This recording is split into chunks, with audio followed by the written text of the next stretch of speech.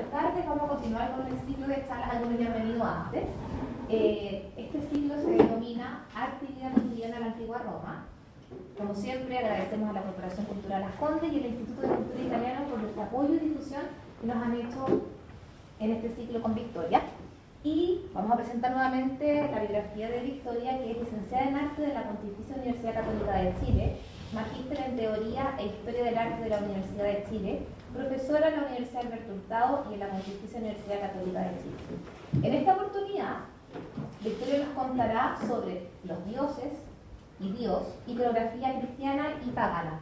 La charla dura alrededor de, son las 7:30, 9:45 con 8:45 con pregunta y todo, y les recomiendo que apaguen los celulares porque de repente pasa que uno no se fija y empieza a sonar. Así que bueno, bienvenidos y dejamos aquí a Victoria. Gracias, Mariana. Muchas gracias a todos por venir y por la fidelidad semanal. Bueno, comenzamos el ciclo hablando de vida íntima y afectiva en Roma antigua. Continuamos hablando de la comida. Son elementos esenciales para tratar desde las cosas ordinarias, asuntos bastante extraordinarios. Y hoy vamos a ver desde lo extraordinario, el universo de lo divino, dentro de la iconografía romana, y que tiene tremenda vigencia, y el foco de la clase va a ir por ahí. ¿Qué elementos persisten actualmente de esa iconografía pagana que fue retrabajada y se proyectó finalmente en lo que hoy conocemos como iconografía cristiana?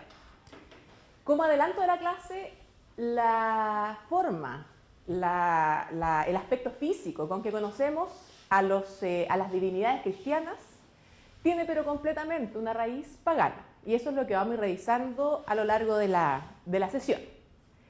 Partimos viendo acá una imagen, no es romana, tiene como estética romana por esta especie de bajo relieve en piedra, realizado en los años 50 en Salamanca, en España, pero interesantemente le dedica un bajo relieve a cada día de la semana. Primera herencia pagana que tenemos es el calendario. Las calendas era cómo celebraban en la antigüedad los primeros días de cada mes, y por eso, por ejemplo, el grupo chileno se llama Calenda Maya, porque se celebra en torno a esos primeros días, se hacían abluciones y se hacían sacrificios.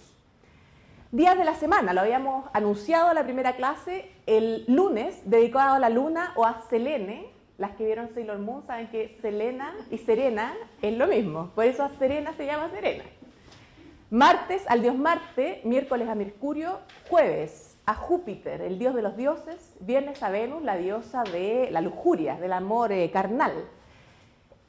Sábado a Saturno, también es una herencia, ¿no?, del Sabbat judío en español, pero en alemán y en inglés todavía mantiene la raíz de Thursday, del día del trueno. Saturno, el sábado, y Helios, o el Dominus Dei, o en inglés el Sunday, el día del sol, dedicado a la divinidad solar. Próxima imagen, maestro, por favor. Los meses del año también tienen una raíz completamente pagana, y con esto partimos haciéndonos una idea de lo diverso que era el panteón romano vernáculo.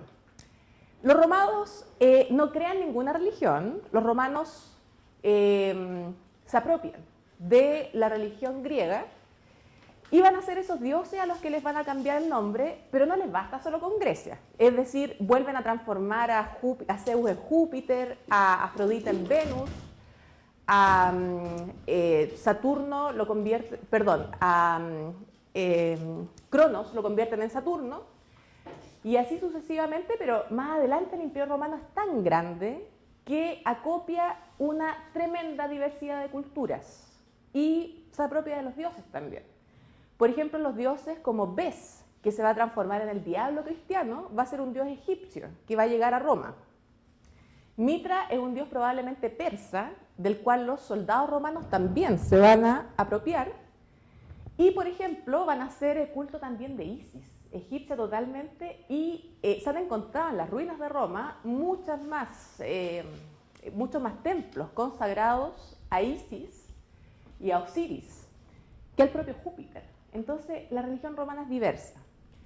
Otras características que tiene la religión romana es que no tiene nada que ver con el cristianismo, en la medida en que es una religión de transacción. Es un súper negocio. Yo le hago sacrificios y oro al dios romano para que él me dé. Yo le doy, él me da. Y en tal dirección el cristianismo para los romanos era una religión súper extraña. Era pero todo rarísimo. El año romano originalmente tenía 10 meses, cada mes dedicado a un dios también. De pronto se le nombraba ese mes directamente como al dios, y otras veces era un mes que simplemente tenía el nombre del número del mes. Es decir, enero era el mes del dios Jano. Río de Janeiro, por ejemplo, es dedicado a Jano. ¿Y cómo era Jano? Era un dios con dos caras, una joven y una vieja.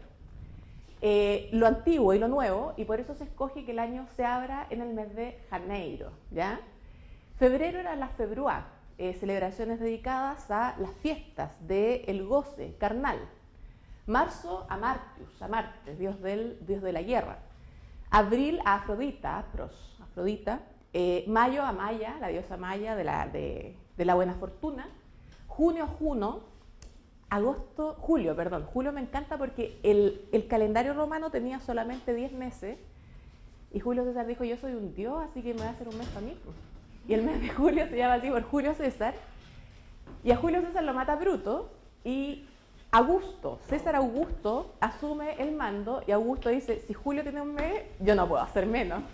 Y se crea el mes de agosto, y nos dejó con 12 meses, y eso fue, bueno, después tuvo que hacer unos arreglos el Papa Gregorio, porque fue pero un desorden. Después los equinoccios no calzaban, y además el mes matemáticamente de agosto debiera haber tenido 30 días, pero Julio César, como no podía hacer menos, le quita un día a enero y se deja a él con 31 días.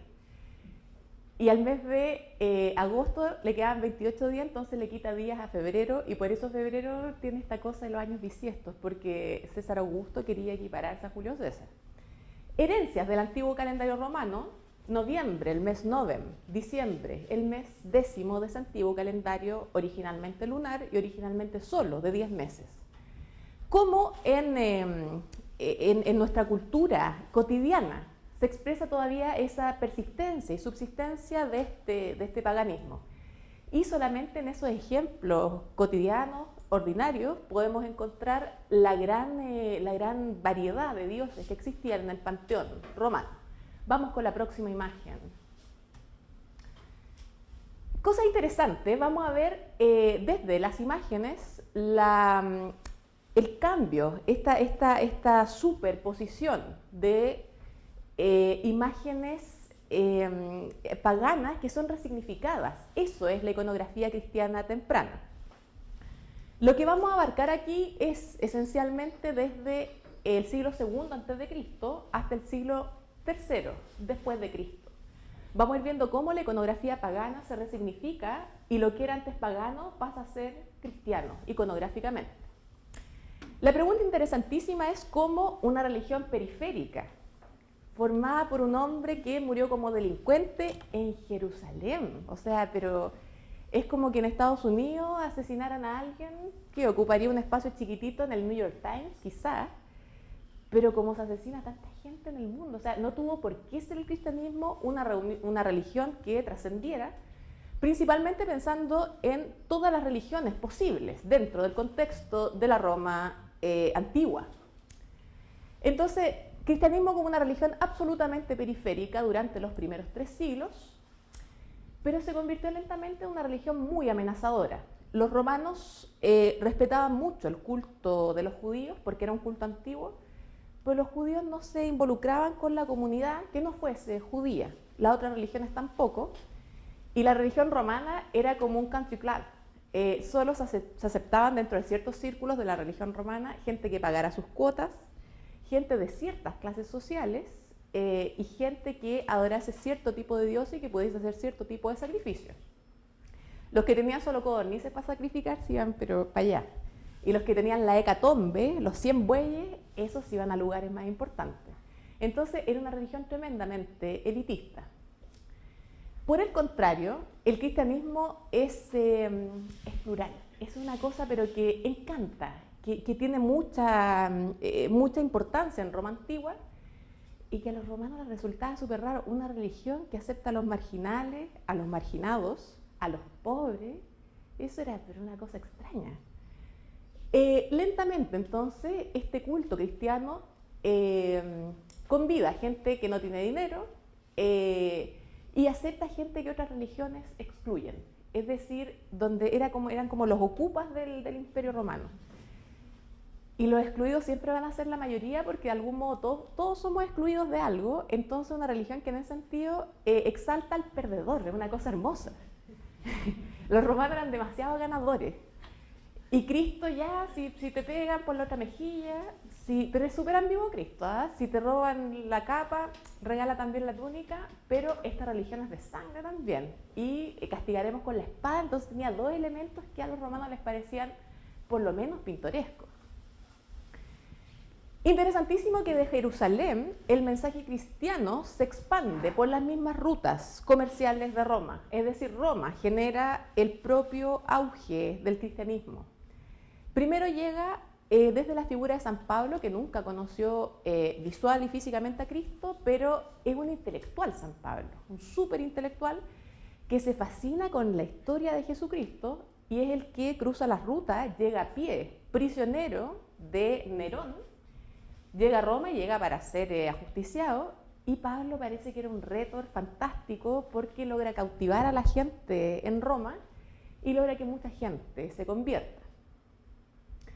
Nerón persigue a los cristianos y hay harta cinematografía también en la historia que uno le cuentan de este tránsito entre la religión pagana y cristiana. Nerón no persiguió tantos cristianos. Morían hartos en la arena, pero no todos fueron cristianos. La historia que se nos cuenta hoy día de las catacumbas, que eran las casas de los cristianos, son historias narradas por cristianos muy posteriores, del siglo V, por ejemplo, y que buscan principalmente exaltar la idea del martirio. Pero la base histórica, por lo menos la base histórica en la que yo me rijo, el profesor Andrew Goldsworthy, señala que la persecución históricamente no fue tan grande, pero sí generó grandes historias, grandes mitos y leyendas posteriores. Pero ¿qué pasa con estas matanzas? Generan el boom del martirio. Y el martirio es algo que a la sociedad romana de ese entonces, que tenía mucha necesidad de todo esto que el cristianismo ofrece, le resulta altamente conmovedor, porque vuelve a poner la idea de la muerte en un sitial que para Roma no existía. En Roma la muerte era la muerte, y esto, habiendo una vida tan clasista y una vida tan miserable de pronto, ofrecía que había algo mejor después de la vida, entonces también estaban muchos llamados a pertenecer a esto, o se sentían llamados a pertenecer. También es súper atractivo y muy astuto el cristianismo, estas sociedades de socorro mutuo, porque acogían a los pobres, el que no tenía trabajo le encontraban trabajo, los padres de familia cuando morían, la iglesia, eclesía, la asamblea se hace cargo de esas familias, y los enfermos, fuesen paganos o cristianos, los atendían en espacios cristianos. Entonces cualquier persona con hambre, con frío, con falta de familia, ve este gesto de sentido común, el que tenemos como sentido común humano sistematizado, quieren pertenecer también, por último por interés. ¿Ya? Entonces pertenecen a esto, y el cristianismo entonces es una religión que se involucra en la mente pero también en el corazón y en las necesidades primarias de la gente. ¿Qué pasa también con los cristianos? Llevan una dieta súper distinta a la pagana, y eso también hay datos históricos. Se cuidan harto los cristianos, comen con austeridad, hacen ejercicios espirituales, ayuno, y eso implica que la tasa de mortalidad cristiana es mucho más baja, y tienen cuidados hospitalarios también que son mucho más eficientes. Entonces dicen, algo tienen estos cristianos que viven más tiempo, les funciona el culto y funcionan tremendamente organizados. Entonces la gente comienza también a adherir a esto. La mortalidad infantil cristiana era muy baja en esta época. Nerón existe y gobierna en la época en que San Pablo llega a Roma, y para que se fijen que no se perseguía a los cristianos siempre, Nerón deja trabajar por 2 años a San Pablo, pero tranquilamente, porque no representaba absolutamente ninguna amenaza para el imperio. Lo que le da rabia al imperio no es lo que hagan las otras religiones, lo que le da rabia a Roma es que no se haga lo que Roma ordena.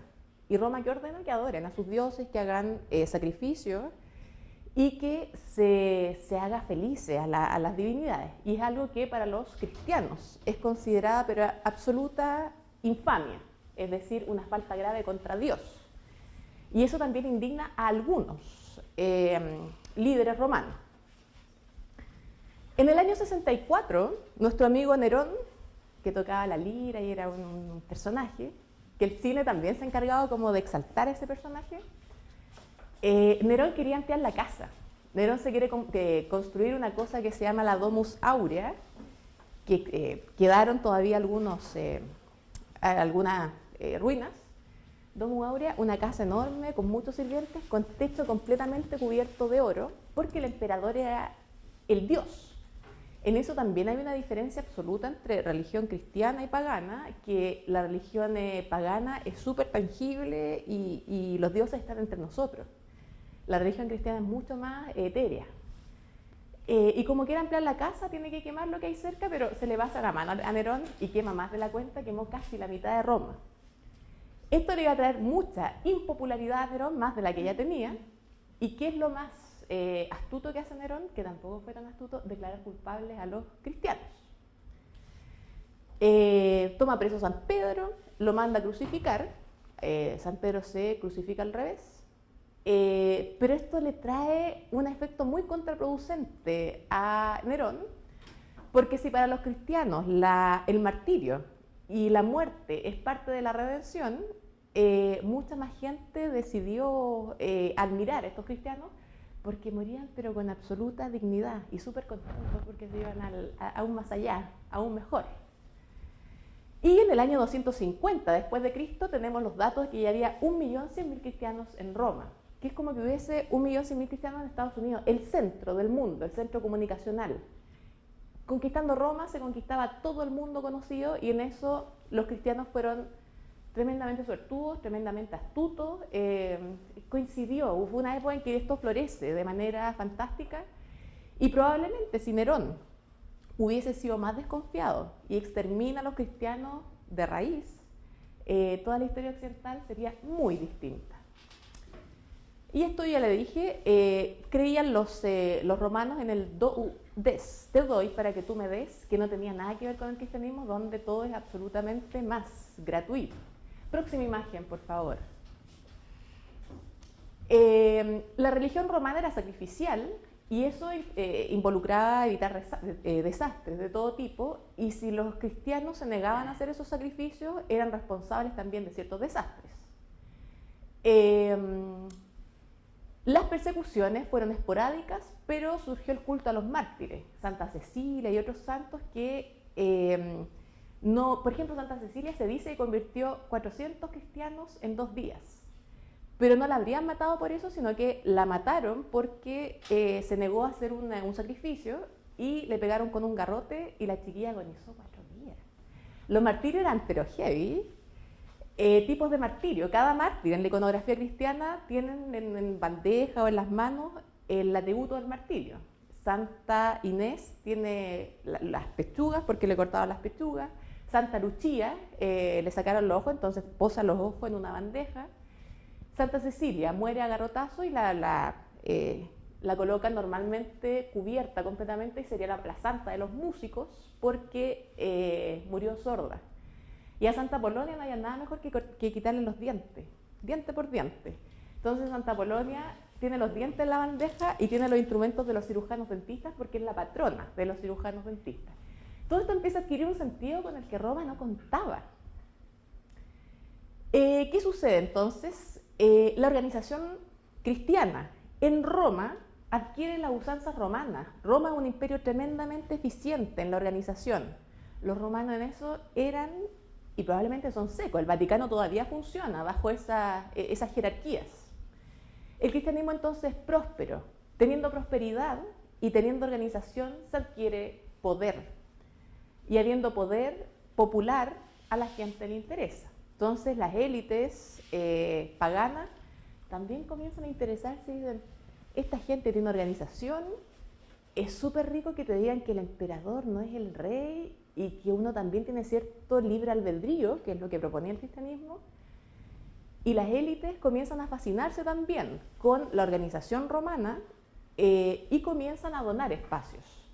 Conocemos un montón de catacumbas, Priscila, San Calisto en Roma, San Sebastián. Todos ellos eran terratenientes romanos que donaron y prestaron espacios para que se pudiese enterrar a los cristianos.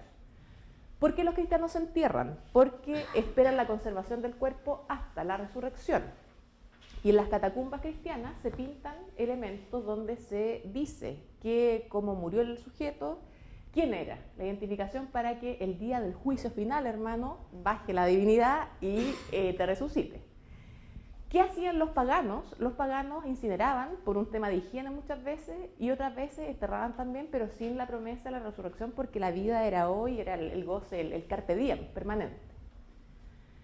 ¿Qué pasa entonces? La filosofía para los más cultos fue tremendamente atractiva, es decir, si para la gente más humilde era atractivo que solucionaban problemas concretos, para los más poderosos económicamente la filosofía fue atractiva y contradecía totalmente la forma de ser romana, que los últimos eran los primeros, para romanos los primeros son los primeros.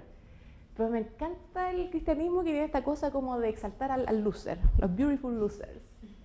Y eso también parece le gusta a la nobleza romana, y los nobles, que son más cultos, comienzan a hacer canjes con el pueblo y comienzan a asumir altos cargos ecuménicos y cargos que están basados en la jerarquía romana. Los obispos asumirían el cargo de los magistrados y los sacerdotes serían una especie de senadores y el pueblo siempre va a ser el pueblo. Luego venía, aquí está, obispos eran como los magistrados de una ciudad, los sacerdotes como los senadores y la gente, y se formaba un pozo de dinero común, como funciona en la iglesia totalmente, y eso se redistribuía. Probablemente si los cristianos, si hubiese existido el comunismo en esa época, hubiesen dicho que esto era como socialismo, ¿no? Mientras más lo seguían, más poderosos se volvían y comienzan también a escoger al obispo más importante, y el obispo más importante se supone que es el obispo de Roma, y ese obispo se le llama Petrus, apóstol, pontífice Augusto, es decir, el apóstol de Pedro. Augusto significa santo, ojo, el santo pontífice. Y como tenían que hablar en clave en esa época, se generan los acrósticos, y el Petrus, apóstol, pontífice Augusto, se llama Papa. En el 303, Diocleciano busca erradicar a los cristianos y hace un diezmo, o sea, los extermina a muchos, pero esto tiene muy poco éxito. De hecho, más éxito adquieren los cristianos. Y en el año 313, ya les voy a contar, pasó algo fantástico, y el Estado romano, bajo el reinado de Augusto, y la administración cristiana se fusiona. Vamos con la próxima imagen, entonces, viendo... Siguiente imagen. El cristianismo, esto no tiene nada que ver aún con el cristianismo. El cristianismo es una religión que en principio era una religión, era una secta. El cristianismo eran comunidades aisladas, medias desorganizadas, que leían cada uno el relato de Cristo que le contó el amigo del amigo que heredó, y por eso hay muchos evangelios del primer cristianismo. El de Judas, el de Magdalena, el de Mateo, el de Tomás. Cada secta leía su historia de Cristo. En eso la iglesia también es súper sabia, el evangelio de Cristo según San Lucas, como que también se desentiende un poco del asunto. Es que no, según San Juan. ¿Cómo tienen que comunicarse en principio los cristianos, que son una secta perseguida, periférica? Tienen que comunicarse desde signos y símbolos. Los signos son unidades de pensamiento unidireccional. Por ejemplo, cuando lavamos la ropa y vemos la etiqueta y vemos estos monos: no planchar, no lavar, no clorar. ¿No han fijado esa etiqueta? Esos son signos, significan lo que significan y nada más. Unidades de pensamiento unidireccional. Signo pare y punto. No admito estas lecturas, sin segundas lecturas. Las mujeres no, las mujeres somos simbólicas. toda la lectura y la vida es muy simbólica también. Y por ejemplo, esto, les voy a mostrar cómo esto se convierte en un símbolo. Este fue el primer logo de el Mac. Todos tienen aquí un iPhone y saben que el Mac tiene una manzanita. De ahí viene la manzanita. Esta fue la primera iconografía del Mac. Siguiente imagen. Apple Computer, porque Isaac Newton, genial, etc. Siguiente imagen.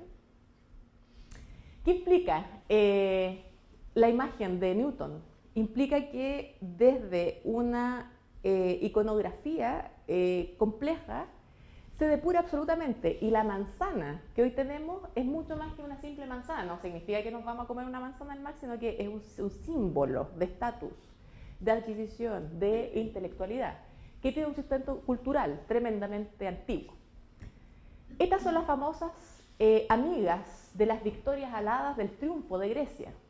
Victoria alada andaba siempre con su amiga, una amiga chiquitita, como la Pili y una.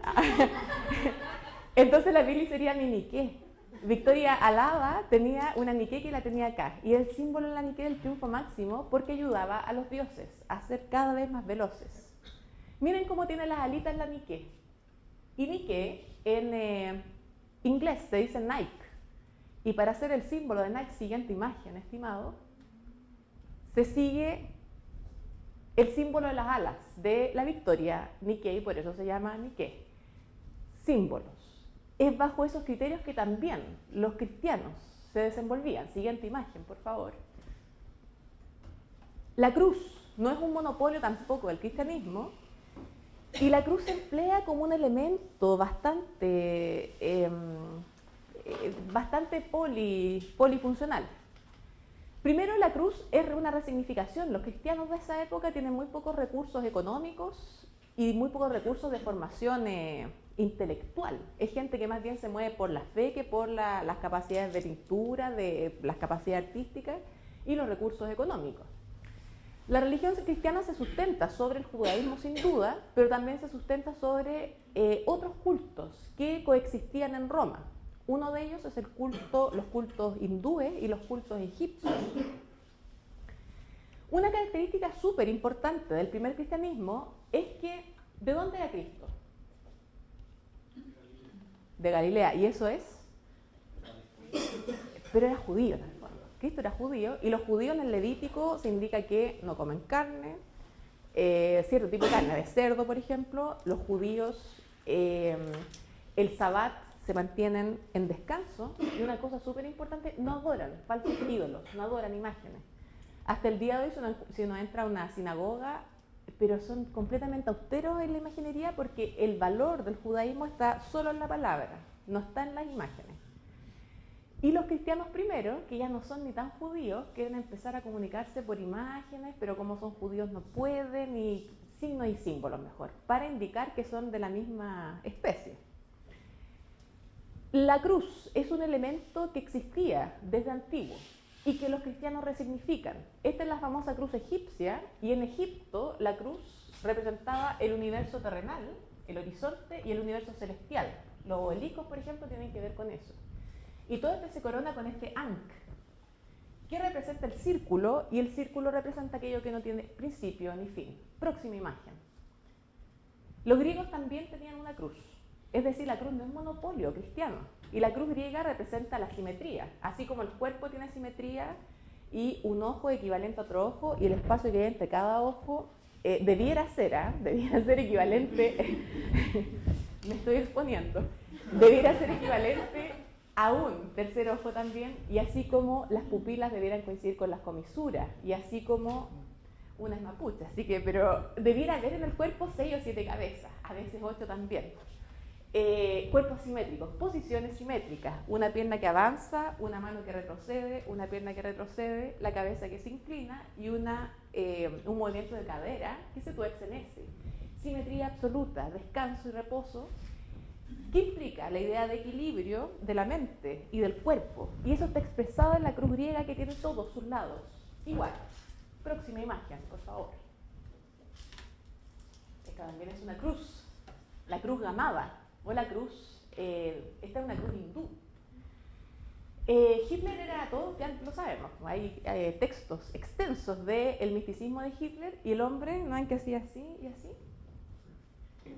Se ponía la mano en un chakra, pues, en Azradishtan. Entonces, la mano en Azradishtan para que emane la energía del plexo solar, que es la parte energética que varios tienen pinta de hacer yoga, así que saben de lo que estamos hablando, y con su mano diestra bendecía al pueblo porque él irradiaba su magia, ¿ya? Hartas batallas que no se libran porque los astros no estaban alineados en el universo de Hitler, y una cruz gamada que implicaba el movimiento solar en sentido positivo, si el hombre mentía, pero el mejor del universo. Siguiente imagen, por favor. ¿Ven? No estoy mintiendo. Plexo solar y bendición. Siguiente imagen, por favor.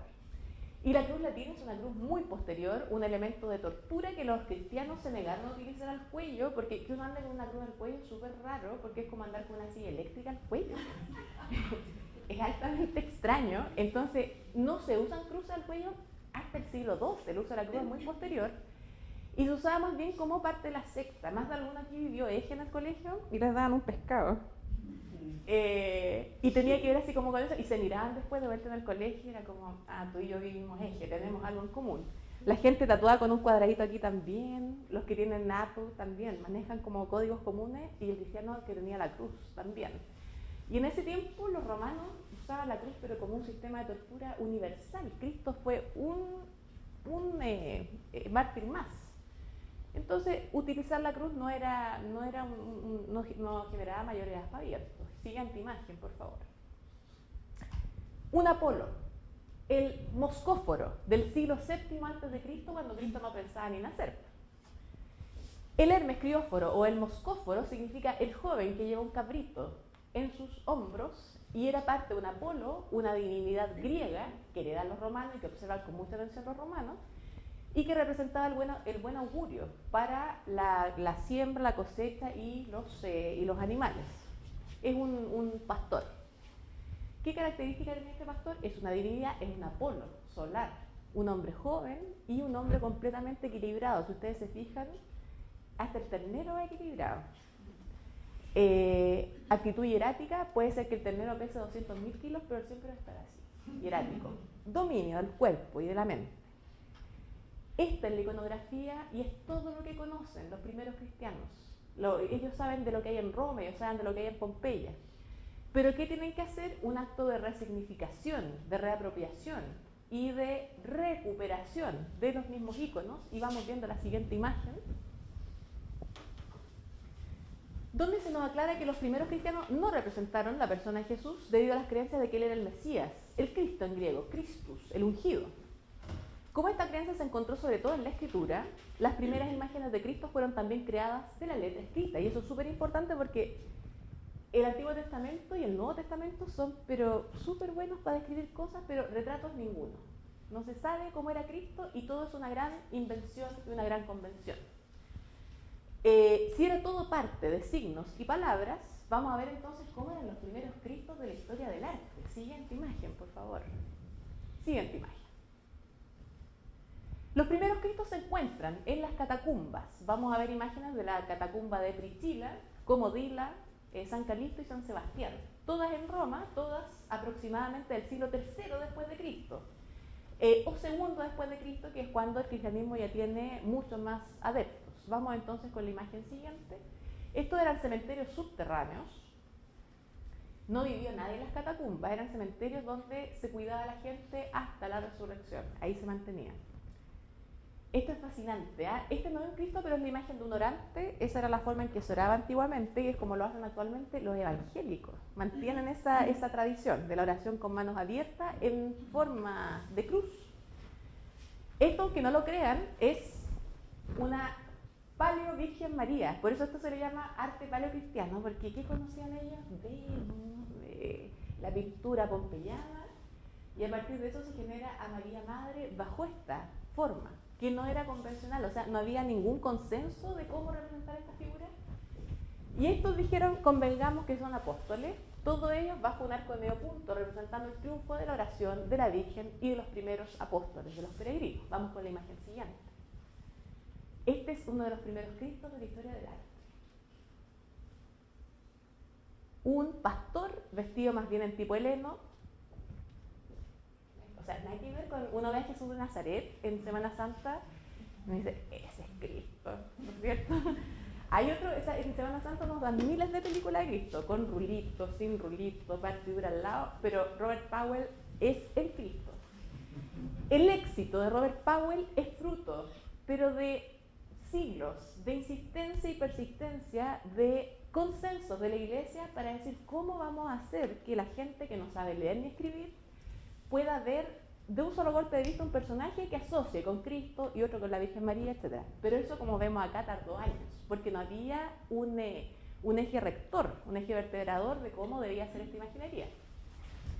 Cristo imberbe, pelo corto, más bien vestido al tipo romano, más bien tipo heleno incluso, con un cabrito sobre sus hombros, porque es un pastor de tipo Apolo, que los cristianos dicen, ya, vamos a hacer que el pastor Apolo, el moscóforo, el escrióforo, se convierta en Jesús buen pastor.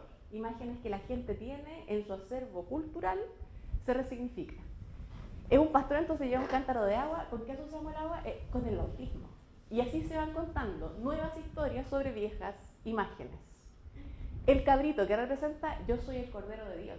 Entonces se van armando historias que se superponen dentro de esta gran narración cristiana, y también pensando que era fácil asociar todo al cristianismo en esta época porque es el libro que hay. O sea, convengamos que hoy día entre Netflix y toda la literatura posible, la Biblia no está siendo el mayor éxito de venta. Pero en esta época era lo que había, de lo que se hablaba, y era como secreto, y al ser humano le gusta esa cosa secreta, prohibida, parece. Siguiente imagen. Este es un Cristo que está en los museos vaticanos, data del siglo IV después de Cristo, y como vemos tampoco mantiene el consenso iconográfico que nosotros tenemos en la mente. Pero en esa época funcionaban perfectamente como Cristos. En esta época Cristo es un pastor, un niño, y es una figura cuya imagen puede ser completamente versátil. Recién se ordena esta cosa con Juan Damasceno en el siglo IV, recién, y Juan Damasceno dice, a ver, aquí ordenemos el asunto, que Cristo sea un hombre barbado, del tipo hebreo, con partidura al medio, pero eso va a implicar muchas reuniones eclesiásticas. Siguiente imagen, por favor. Miren esto, qué ternura.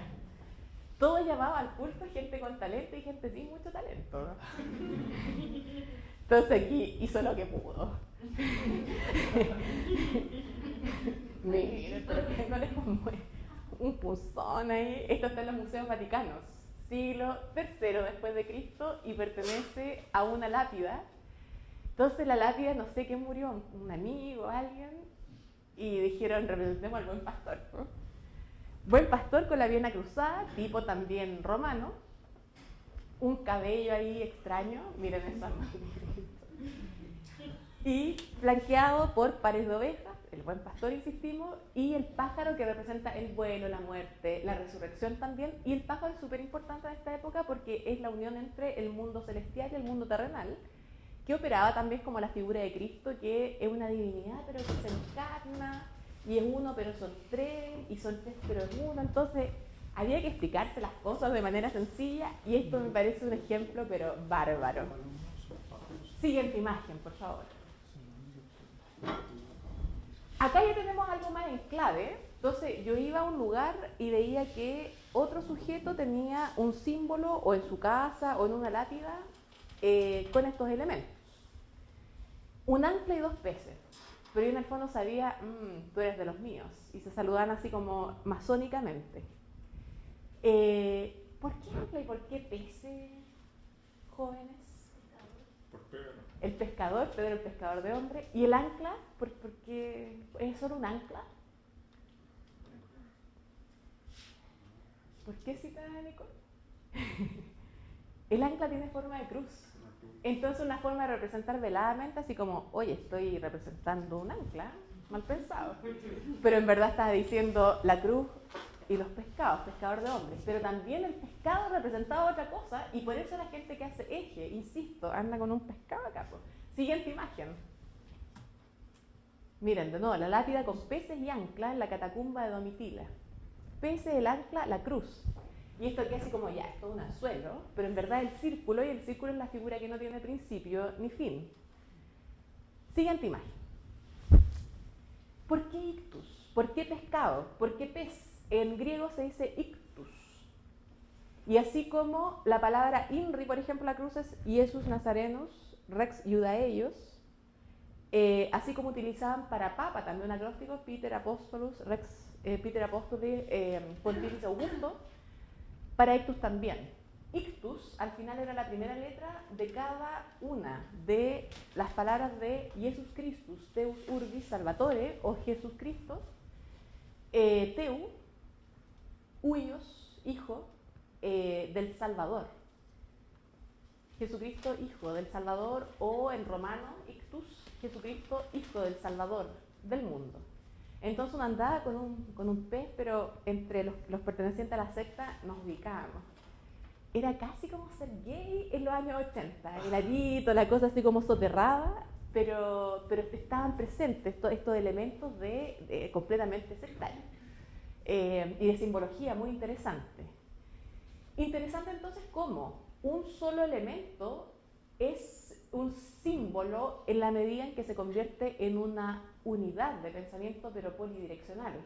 Porque el pez deja de ser el pez y es el agua y el tránsito y es el bautismo y es el pescador de hombres, la pesca milagrosa, y se asocia con un montón de acepciones posibles dentro de este culto.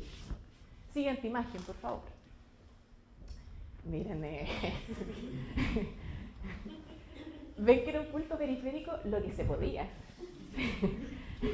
Después todo va a cambiar, pero es importante que veamos esto porque dos arbolitos ahí, todo humilde, no digo otra cosa porque estamos en una clase respetable, pero dos arbolitos, miren esto. Y esto, pero conmueve un montón. ¿Quién lo hizo? Unos papás. Entonces vamos a leer un poquito en latín aquí. Aurelius Castus.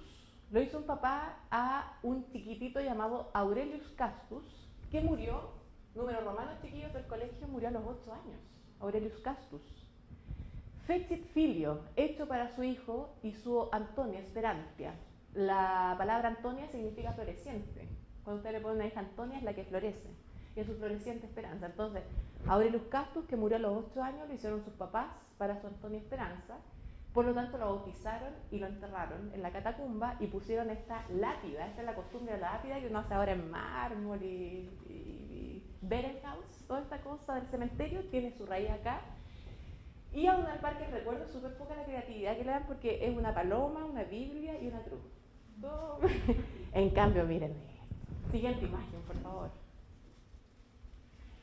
Este me encanta. Miren, de nuevo, el arbolito ahí. El árbol también, junto al cielo y la tierra. Florece y auspicia larga vida. Y por otro lado, de nuevo, el buen pastor. Era la imagen más difundida de Cristo. ¿Cómo se llama la niña que vivió solo 7 años? Vic, 7 años. Se llamaba Apuleia Chrysopoli. Yo le encuentro un nombre fantástico. Y me encantaría estar en Roma, así como en el museo, tienen que venir.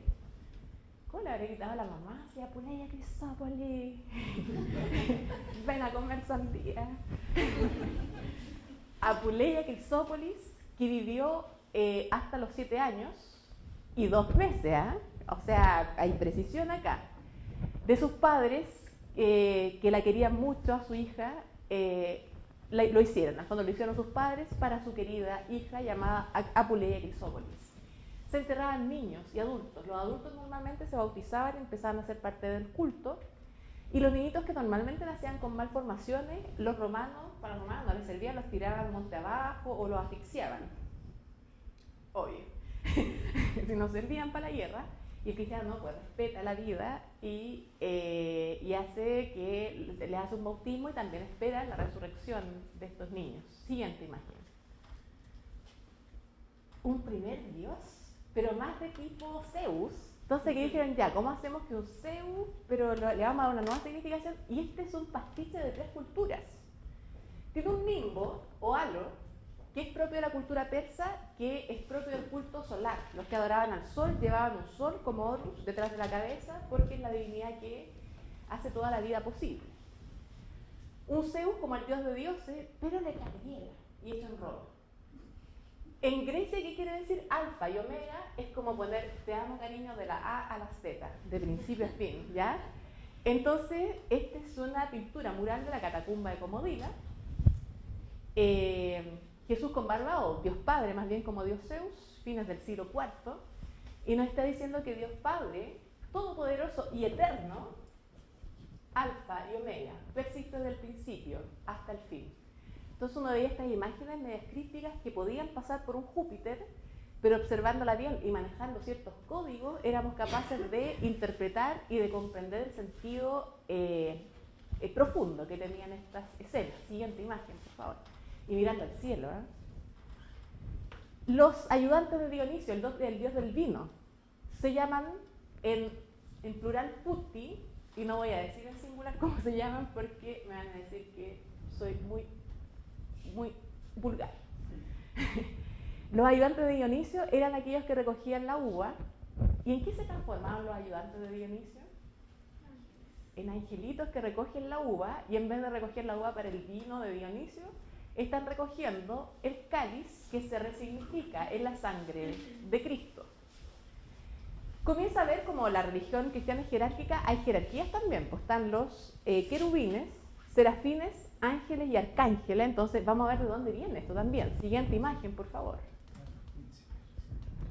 Este ya sería como un serafín, un cupido. Este es un cupido mucho más crecido. Entonces la imagen de los cupidos, de los putis más grandes, los seguidores de Venus, ya estos no son los de Dionisio, estos son los amorcillos que se ponen en el arte más clásico, se pasaron a llamar serafines.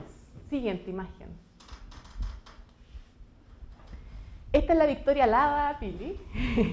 Las victorias aladas se convirtieron en ángeles y arcángeles, que eran las que iban muchas veces en la proa de los barcos griegos, o eran también aquellas que venían a dar mensajes de victoria a los héroes latinos o griegos antiguos, y se convierten entonces en los ángeles mensajeros, o sea, mantienen ese rol.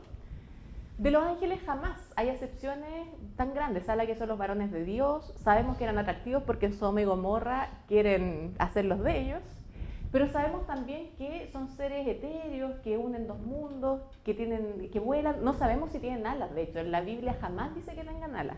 Y eso es solamente un consenso producto de esta resignificación, de este reciclaje de iconografía pagana en cristiana. Siguiente imagen, por favor. Un cupido, absolutamente angélico. La imagen de los ángeles tiene una raíz, pero completamente pagana. Siguiente imagen. Otros tipos de ángeles también. Los ángeles no había consenso si eran varones o damas. En la Biblia sale que son varones hermosos, y sucede que en la Edad Media se empezaron a robar las imágenes de los ángeles porque eran muy lindos. Y a las niñas les gustaban, y como que les gustaban mucho. Y la iglesia se escandaliza un poco, y no podían ser mujeres porque eran demasiado bacanas para ser mujeres. Entonces se decide hacer los asexuados para que no generen ninguna clase de alteración en los espíritus juveniles, ¿ya? Ninguna clase de alteración de atractivo físico. Siguiente imagen. Entonces, de estas imágenes paganas derivamos finalmente en estas imágenes más contemporáneas. Vamos a seguir viendo la siguiente imagen. Esto es en el sarcófago de un cónsul llamado Junius Bassus, aproximadamente realizado en el siglo IV después de Cristo, o III. ¿A qué les suena esta imagen? Este es el emperador entrando a la nación conquistada. ¿A qué les suena? Al ingreso de Cristo, muy bien. Del ingreso de Cristo a Jerusalén. El domingo de Ramos. Domingo de Ramos. ¿De dónde viene? Del Adventus Imperius. ¿Qué era el Adventus Imperius? Una iconografía típica romana, y por eso el burro del ingreso a Cristo siempre parece un caballo en la iconografía, porque viene de un caballo. Viene el emperador imberbe con su caballo. Y este personaje que lo resignifican con las palmas es en verdad la nación conquistada, que está de rodillas, poniéndole una manta de seda al emperador para que entre. Y este representa al pueblo romano que observa desde un árbol.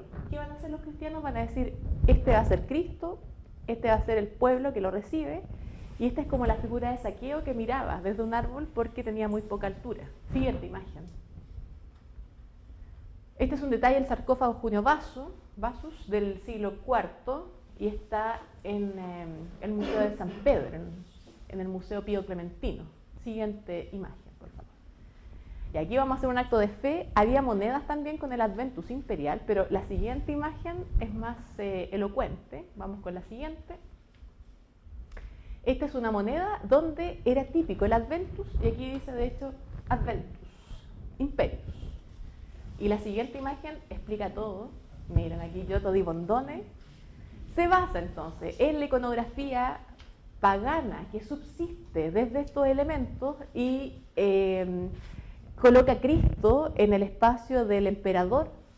No era casual que pusieran a Cristo en un espacio político, porque llega un momento en que política y religión se juntan. Entonces, esto de ser un Cristo rey sería como ser ahora presidente de la República, un Cristo que es presidente de la República, y no sonaría extraño, pero en esa época funcionó súper bien. Lo visten como rey y le otorgan atributos del emperador romano, porque se asocia una misma figura. El emperador y la divinidad son exactamente lo mismo. Y miren cómo se resignifica, pero hasta cierto punto, principalmente en la narración. Se resignifican estos elementos y se disponen estos sujetos sobre un árbol, tal como en la iconografía del Adventus Imperius. Siguiente imagen, por favor, maestro. Sí, Fermi. solamente con respecto a esto. Hay algo de esto que todavía está en la iglesia oriental. Y se mantuvo en la iglesia bizantina durante mucho tiempo, hasta el 1453, la parte ortodoxa. En Rusia. Y todavía. Y la Rusia comunista tuvo algo que ver también con esto, porque la figura del sumo pontífice, del Popen, tiene también mucho que ver con esto. Es decir, esto que está la política y la religión unidos. Entonces no es extraño. No, Hace poco tiempo, pero para nada. Lo que pasa es que acá en Occidente tuvimos derivaciones y tuvimos otra evolución. Eso. Sí, sí, absolutamente. Gracias, Ferri, siempre aportando. Todos los Ferri son secos. El cristianismo tuvo hegemonía en Europa por más de 1000 años y su influencia se extendió más allá de las prácticas religiosas. Y tuvo diversísimos, un impacto tremendamente grande. Siguiente imagen, por favor. Ya, aquí está cuando todo cambia y cuando el cristianismo deja de ser una religión periférica de pintores de brocha gorda y de gente que hacía lo que podía para generar una iconografía. Les presento al emperador Constantino. Vivió con la mamá hasta súper viejo y la mamá es nada menos que Santa Elena, que la que buscaba la cruz de Cristo. Si armásemos muchas cruces con todos los hallazgos de Santa Elena, armaríamos como 20 cruces, porque ella las encontró todas. Entonces las abuelas siempre dicen que Santa Elena, la mamá de él, es la patrona de las cosas perdidas. Constantino es súper hábil políticamente y nota que sería altamente conveniente sumar este culto cada vez más poderoso, esta filosofía tan interesante, al imperio, declararlo religión oficial del Imperio Romano, y eso le traería muchísimo poder como emperador y cohesionaría también un imperio que está un poco disgregado. ¿Y qué hace Constantino? Hace una apuesta consigo mismo y dice, o sigo con el cristianismo o sigo con el paganismo. Y siguiente imagen, por favor. Un día tuvo una revelación porque se armó una guerra civil en Roma y Magencio quería el poder y quería ser emperador, y Constantino también. Y Constantino quería puro ganar, pero se encomendó a todo. Y es célebre la visión de Constantino. Siguiente imagen, por favor. Cuando Constantino mira al cielo, vio exactamente esto, un espejismo solar con estos rayos que se reflejaban. Y parece que andaba medio en crack nuestro Constantino, porque yo no sé, entrecierran los ojos, porque mira, vio un círculo completo, que era el espejismo. Dentro del círculo, otro círculo, y los rayos generaban como unas letras, entonces él vio que eran las primeras letras de la palabra Christus. Y ve entonces por primera vez el crismón. Siguiente imagen, para que vean qué vio Constantino. Esto habría visto Constantino. Entonces, esta es la visión de Constantino. El espejismo solar, los rayos del sol, el sol en el centro, y la RX de Christus. ¿A qué se le llamó o qué se denominó así? El famoso crismón. Y más encima Dios le habría hablado viendo esta escena así como encandilado, y la divinidad le dijo, cariño, con este signo vencerás. Es famosa esa frase, con este signo vencerás. ¿Qué hizo Constantino? Pero mandó a coser a su señora, yo creo, y se hizo un estandarte. Y llegó a librar la batalla contra Magencio con el estandarte, prometiendo que si ganaban iba a declarar al Imperio Romano como religión oficial. Y ganó. Con este signo venció Christus, XR, alfa y omega, y ahora que están expertos en griego, ¿qué quiere decir Cristo? Principio y fin, y más encima eterno. Ganó la batalla contra Magencio y se convirtió al tiro al cristianismo Constantino, y eso cambió todo, porque cuando el poder estatal está con una causa, se suprime la otra causa, las causas anteriores, digamos, cesa la persecución de cristianos y más bien los cristianos empiezan a perseguir y a saquear el poder económico, y los mejores artistas comienzan a hacer el trabajo de lo que antes hacían estos artistas medio Apuleia, Crisópolis, todo eso. Pobre Apuleia. Y comienzan entonces a hacerse, por ejemplo, estos tallados en bajo relieve. Se fusiona también esta iconografía pagana y cristiana, y el círculo no es el círculo, sino que también es un círculo de laurel, que era el símbolo de inmortalidad desde la Grecia antigua, y es un árbol de hoja perenne, por eso representa la inmortalidad. Y se empiezan a fusionar una serie de elementos. Entre los elementos más interesantes iconográficamente está el consenso respecto de la imagen cristiana, y entre los elementos políticos más interesantes es el cambio radical que genera la presencia de Constantino, porque se organiza el cristianismo. El cristianismo va a contar con toda la logística romana, que es increíble en esa época, es el gran imperio del universo. Van a contar entonces con organización política, económica, jerárquica. Y eso, pero sin duda, va a impactar en que sea esta religión periférica, marginal, finalmente una de las religiones más importantes del mundo antiguo, por lo menos. Siguiente imagen, por favor. Entonces, en el siglo IV después de Cristo, en el Edicto de Milán, año 313, Constantino da la libertad de culto a los cristianos. Cambia la capital del imperio, se expande a Constantinopoli, que es la ciudad de Constantino. Va a generar el primer baptisterio, que se va a llamar Santa Constanza, en honor a él, pero ahí hace una cosa rara. La Helena, madre de Constantino, se convierte al cristianismo también, y Constantino se convierte igual. Se habla del Sacro Imperio Romano en esa época, y se comienzan a construir los primeros templos cristianos. ¿Qué tenían los romanos? Espacios grandes, mercados, que se llamaban basílicas, donde se hacía el comercio. Eran tantos los fieles que Constantino desocupa las basílicas del comercio y las adapta para el nuevo culto. Siguiente imagen, por favor. Cariño.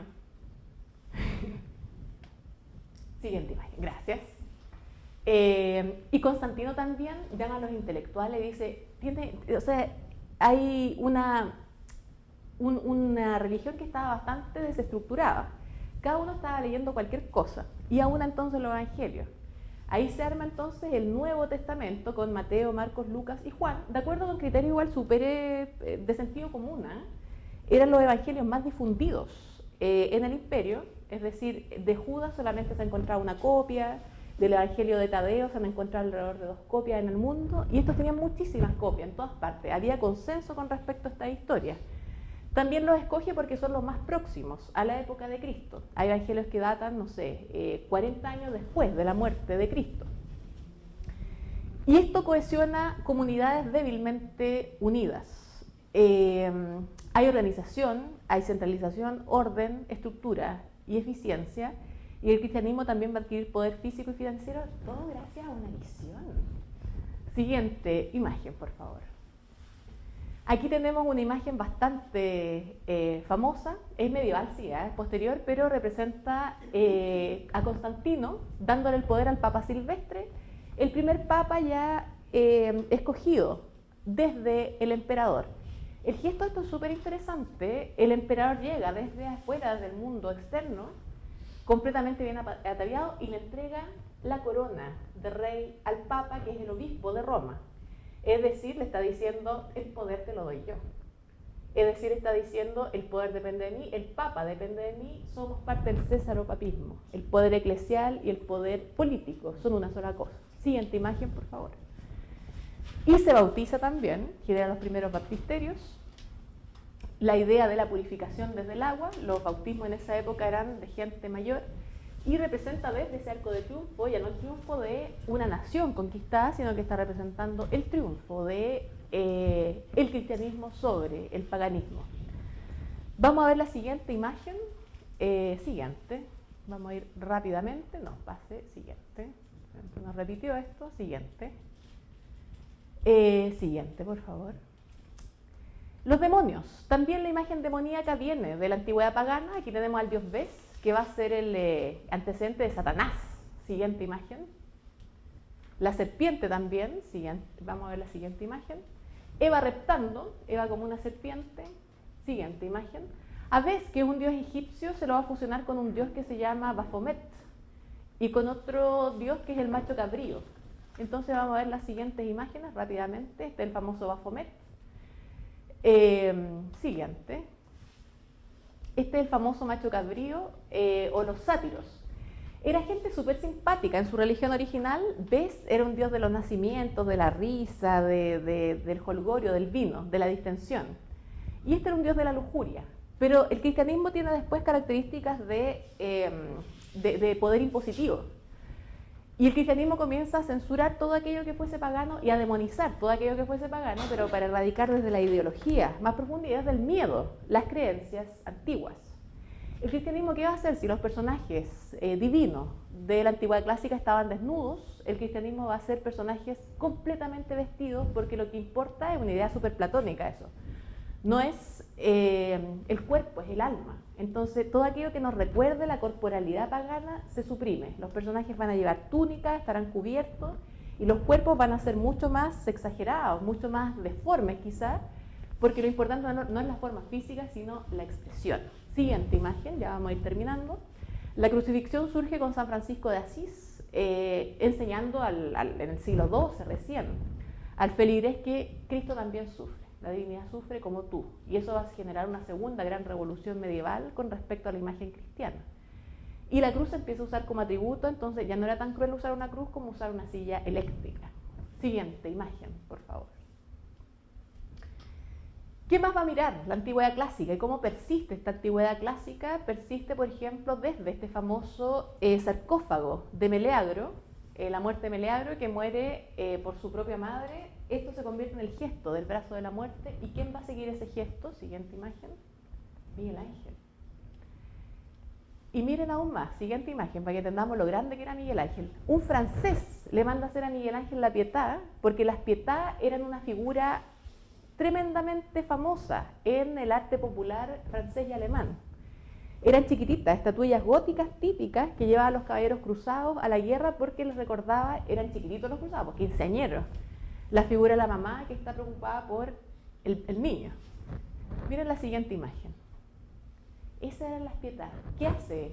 Miguel Ángel paganiza nuevamente a Cristo, lo vuelve hermoso, como un dios griego, exalta la desnudez, y resignifica, como hicieron tantos otros artistas cristianos, resignifica la antigüedad pagana. Muchas gracias.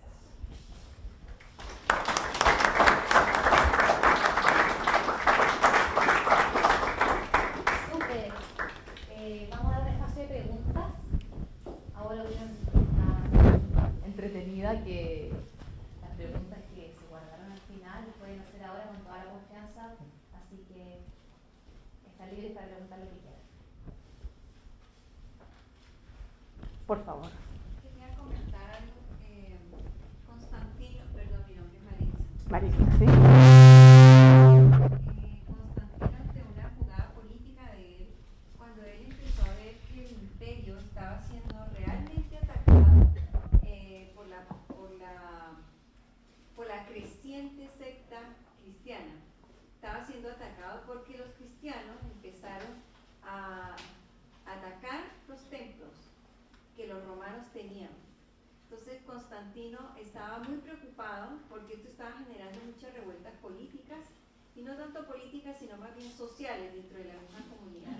Entonces él, en una jugada muy astuta, se crea esta imagen, se crea él mismo esta imagen, que él dice haber tenido una visión Pero Y es al hacer estimada. esto, él adapta y dice, adopto la religión cristiana como la religión oficial del Imperio Romano, porque fue una jugada extremadamente astuta y política para apaciguar los ánimos de estas sectas que estaban desestabilizando el Imperio Romano. Entonces, Es buena intervención. Ahí tenemos dos lecturas. ¿Cómo te llamas, disculpa? Maritza. Maritza. Uno, el emperador que antecedió a Constantino fue Diocleciano, y Diocleciano intentó erradicar el cristianismo desde la fuerza. Por la fuerza no funcionó. Y en este caso, la estrategia de Constantino era súper arriesgada porque, imagínate, Constantino perdía la batalla contra Magencio. No hubiese funcionado tampoco. Yo también pienso que lo de la visión de Constantino puede ser hasta una lectura histórica, muy posterior.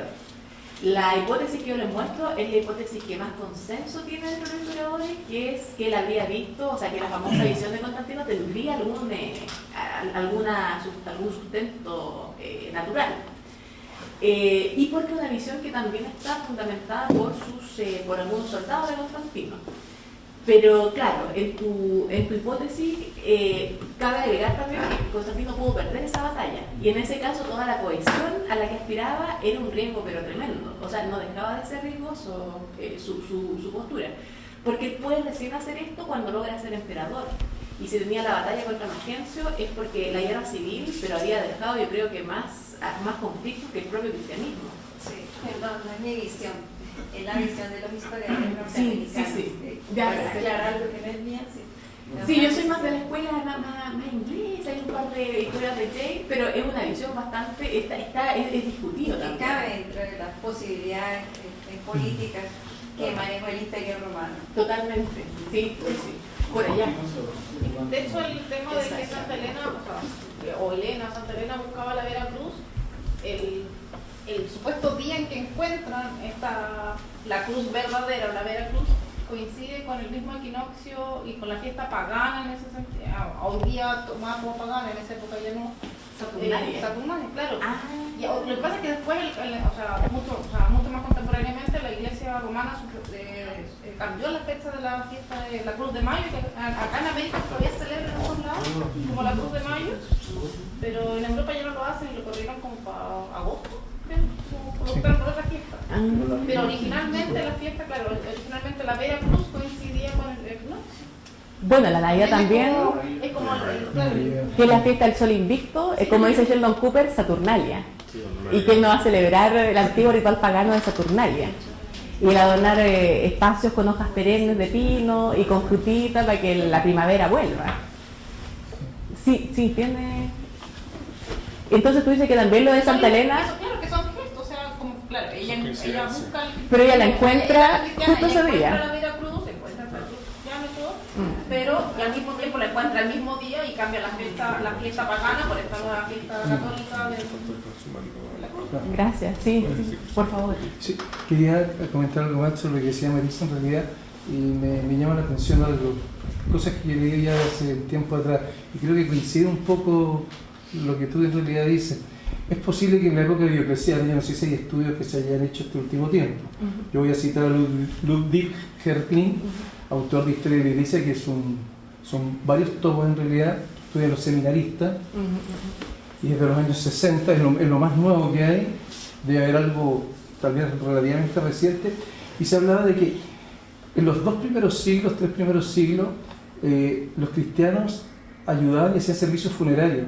Con esos servicios funerarios otras religiones tenían ciertos dineros que entraban a la iglesia de Roma. Estaba hablando de la iglesia de Roma, tanto Roma como varias ciudades cercanas. Son estudios que se hicieron ya y se está comprobado. Y es posible que en este tiempo de Diocleciano haya habido mucha pobreza también. Porque no tienen que haber estado, a lo mejor todos están de acuerdo en seguirle sirviendo a estos cristianos, entre comillas, y haberles dado estas posibilidades, los servicios funerarios. Se ha llegado a calcular que con el dólar del año 60 aproximadamente, la iglesia de Roma se manejaba relativamente bien. Y hablan de alrededor de $100.000 de los años 60, siglo XX, con la moneda, por supuesto, que tiene que haber la riqueza equiparada, equivalente a lo que era en ese tiempo. Pero era como el PIB actual, porque un cuarto de la población recibía ese PIB. Y otro cuarto era tremendamente pobre, marginal. Sí. Y sí, lo de los servicios funerarios salía algo periféricamente de un documental. Porque entre ellos parece que había cierta, si no unión, por lo menos había cierto respeto con las religiones en realidad,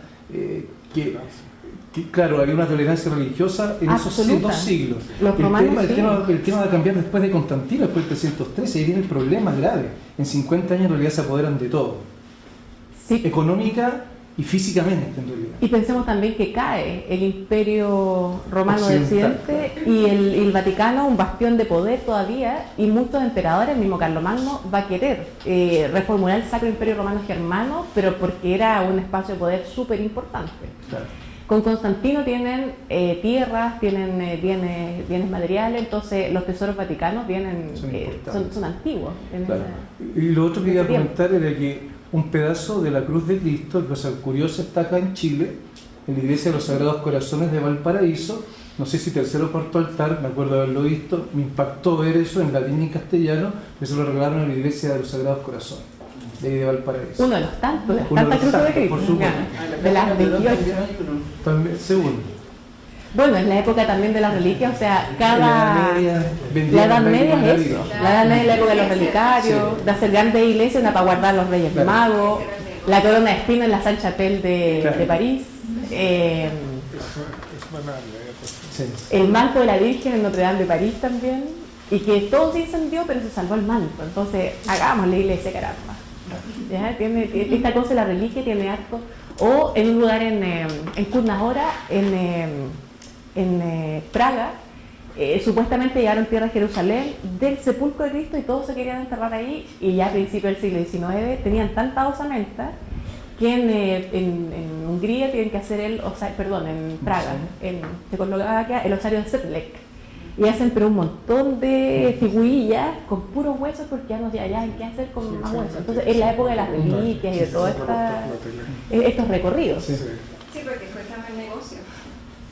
Eso era lo más importante. Si no el negocio, eso era fundamental.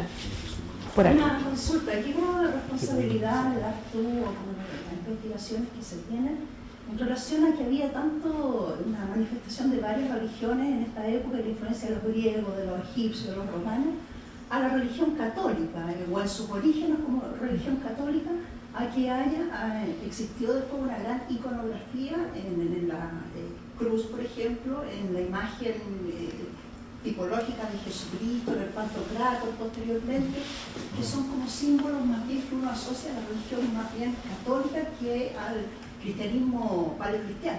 Es una súper buena pregunta y es la conclusión de esta clase, yo pienso.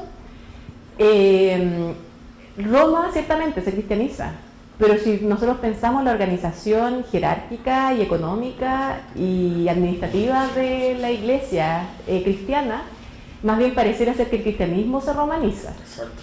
Porque sin ese gesto, la Iglesia Católica no sería un imperio tan grande que persiste hasta el día de hoy y mantiene su estructura jerárquica intacta hasta el día de hoy.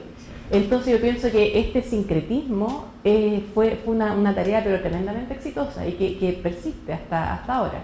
Mantener la misma jerarquía, los mismos sacerdocios, las diócesis, es una estructura plenamente romana y plenamente vigente. Y católico en esa dirección significa universal, en la medida en que logran esa universalidad, y por eso después se separan, pues la gente dice yo soy católico, apostólico y romano. Quiero decir que no soy griego y soy apostólico porque no estoy siguiendo otras tendencias, y así se va disgregando. Y va a ser el gran punto de llegada, incluso después la reforma, la contrarreforma, va a ser un punto de separación y retorno. Pero es algo que funcionó, o sea, esto nos muestra el éxito de la empresa, de Constantino y de San Pablo, etcétera. Sí, yo quería comentar un poco eso, desde que San Pablo, que viene, que es 20, 30 años después de la muerte de Cristo, Exacto.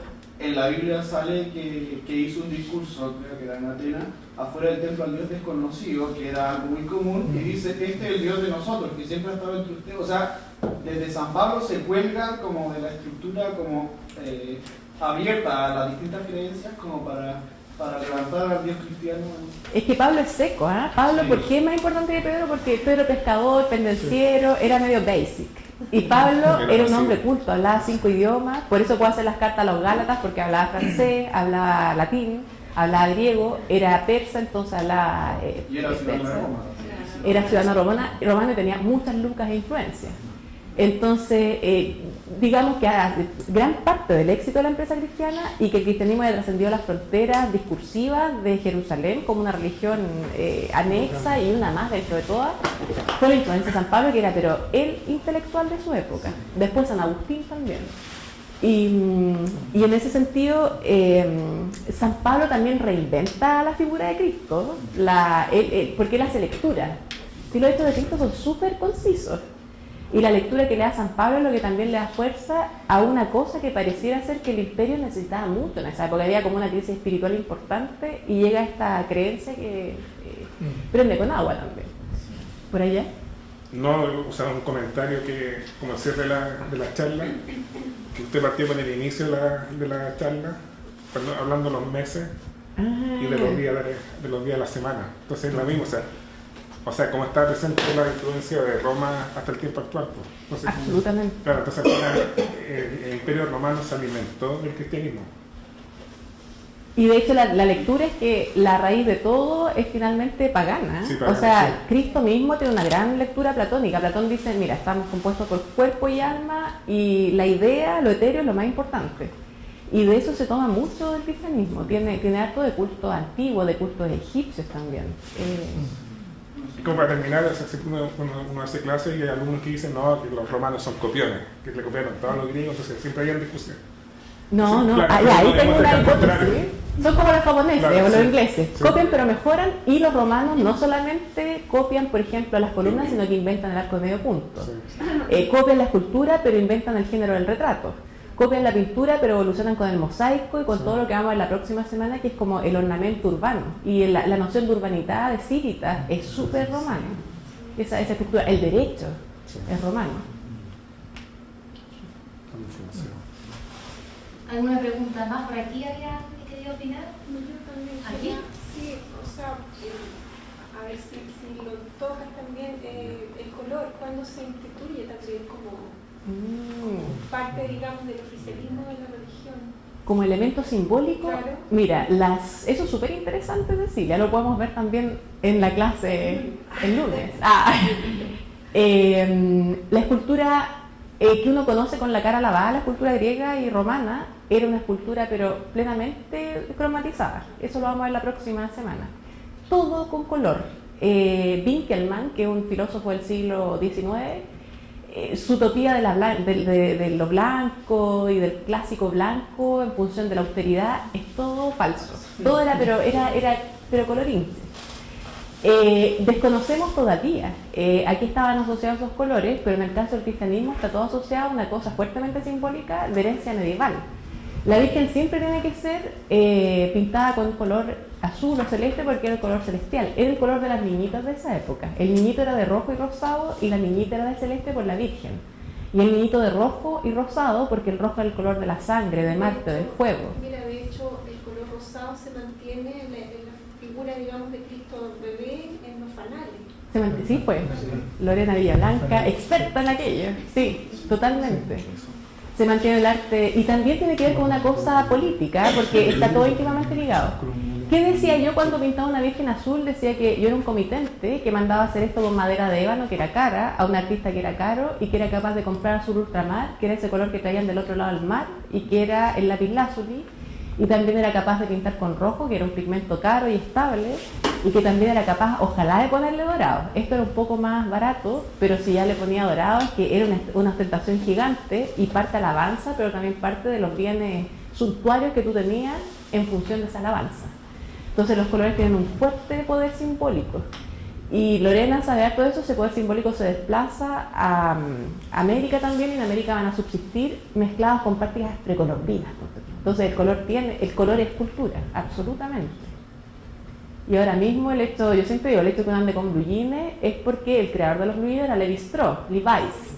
Y Levi Strauss era judío y no iba a pintar esto el color del papa, pues rojo. Los príncipes, los papas, la caperucita, todos de rojo. Levi Strauss usa el color de la gente austera, judía, y el color de la gente austera es el azul. No podía ser otro color. Los grandes reformistas todos se visten de negro, ninguno de rojo, porque rojo es el color del Papa. Y eso también tiene otra historia, pero eso ya lo vamos a tratar en otro momento. ¿Alguna pregunta más? Entonces agradecemos a Victoria. Nos Gracias, esperamos María. otro miércoles.